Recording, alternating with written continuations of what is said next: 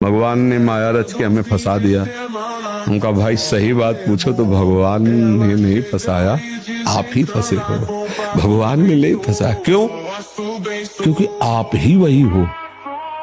सच्ची वाला ना, ये जो आपके ढांचे हैं ये आप नहीं हो, आप में जो पावर है। कभी भी ब्रह्मचर्य व्रत धारण करने वाले उपासक को किसी को काम भरी दृष्टि से नहीं देखना चाहिए, किसी के काम भाव से स्पर्श नहीं करना चाहिए, किसी को काम भाव से न समीप आने देना चाहिए न समीप जाना चाहिए।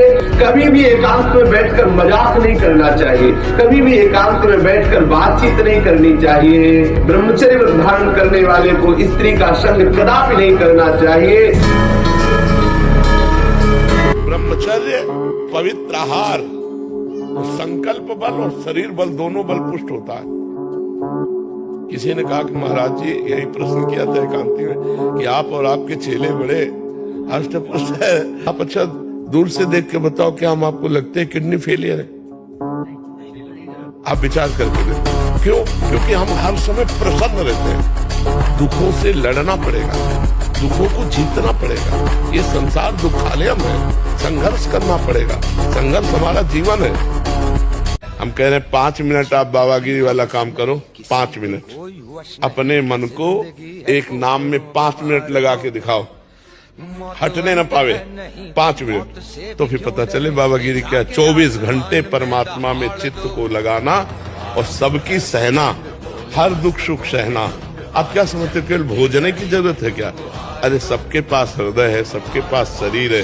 वो सारे विकार आते हैं जो तुम्हारे अंदर आते हैं, उन विकारों को सहना, भगवान के प्रति पूर्ण समर्पित होना और संसार के दुख सुख को सह जाना। अगर आप 5 वर्ष ब्रह्मचर्य रहे केवल इसलिए कि जो हमारी संतान हो वो बहुत देशभक्त, हरिभक्त, बलवान, विद्वान, ज्ञानवान हो, वो आप नियम से दोनों भजन करो और 5 वर्ष बाद गर्भाधान करके संतान उत्पत्ति के शास्त्र सिद्धांत अगर वो महापुरुष न पैदा हो तो बताना।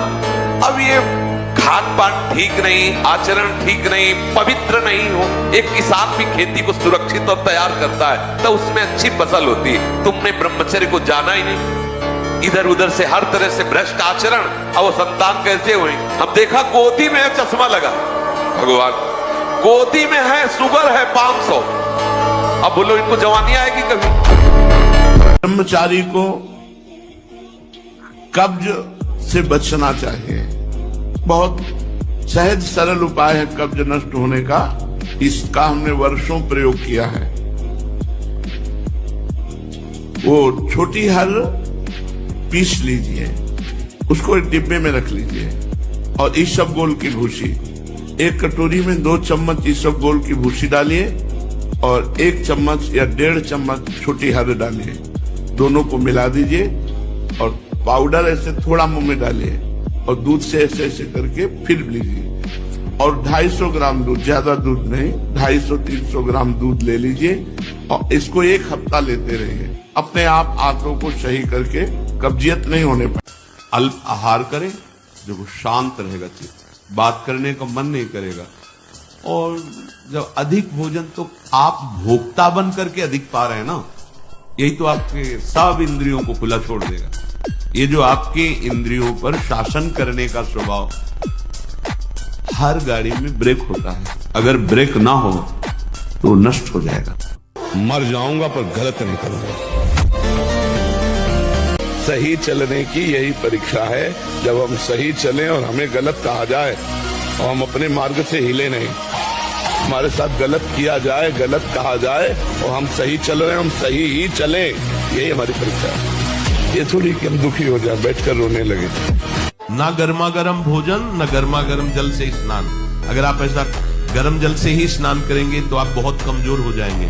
ये बात समझिए, ये सब सुखद सामग्री नहीं है जो आप समझ रहे हो। प्रकृति का सीधे वार सहने के सामर्थ्य जब शरीर में तुम्हारे आएगी तो स्वाभाविक ब्रह्मचर्य पुष्ट होने लगेगा और उत्साह बढ़ने लगेगा ब्रह्मचर्य। गंदे आचरण वाला कभी किसी को देख लेना, उसका चेहरा ही ऐसा कितने तनाव से युक्त है और वो कह रहा है मैं ऐसी चेष्टा कर। तनाव मुक्त चेहरा जानते हो किसका होता है? जिसमें संयम होता है, जो सत्य मार्ग, वो तनाव मुक्त, मुख प्रसन्न, तन तेज विराजा, कीने रामचंद्र कर काजा। मुख प्रसन्न होता है। तो समझ रहे हो, आप 20-22 तक ब्रह्मचर्य रहो, बिजली की तरह शरीर में स्फूर्ति, एकदम चमकता हुआ चेहरा। ब्रह्मचारी के चरण ऐसे पड़ते हैं जैसे आग में पड़ते हैं, क्योंकि ब्रह्मचर्य होता है। पहले आप बच्चा गंदी बात को क्यों करते हो? तुम समझते हो गंदी बात इतनी? कंट्रोल नहीं हो पा रहा, 2-3 दिन तक करो फिर। नहीं बच्चा, ऐसे पता तो है ही, आप ही करते हो। अब इसमें क्या है कि शासन की जरूरत है, आप अपने मन को शासन में लाइए। अब ये बच्चा ऐसा है कि आगे आपको गृहस्थी लायक नहीं रहने देंगे।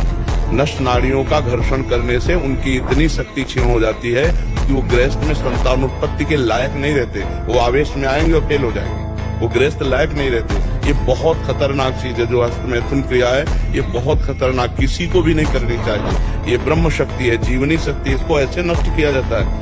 एक मन अन्न पाने के बाद एक संतानोत्पत्ति की योग्यता पुरुष में आती है। तो आगे चलकर तो कोई काम आदि रह ही नहीं जाते, सब भगवत स्वरूप हो जाते हैं, सब भगवान है, सब में प्रभु, ऐसा अनुभव होने लगता है। पहली बात तो घबराओ मत।